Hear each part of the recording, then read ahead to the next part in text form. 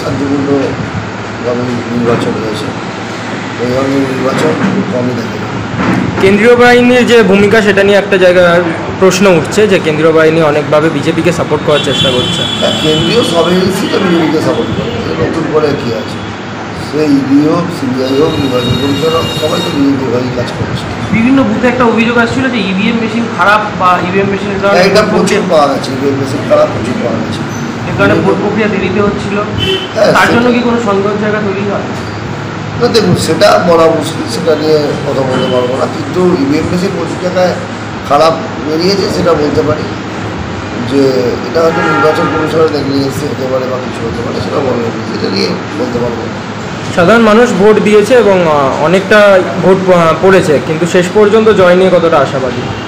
মানুষের রায়, মানুষ যেদিকে রায় দেবে সেদিকে হবে, জিতবো আমরা 100%। হুগলি 3টে আসনই আমরা পাবো। ছেলে মেয়ের ভবিষ্যৎ নিয়ে চিন্তিত? তবে আজই চলে আসুন দি অভিকর্মা কিডসে।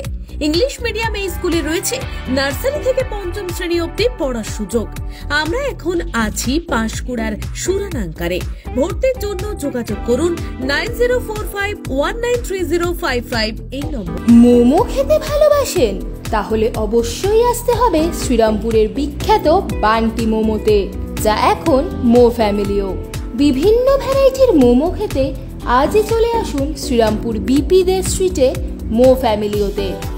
বিশদে জানতে যোগাযোগ করুন 9681247950 এবং 8910553391 এই নম্বরে।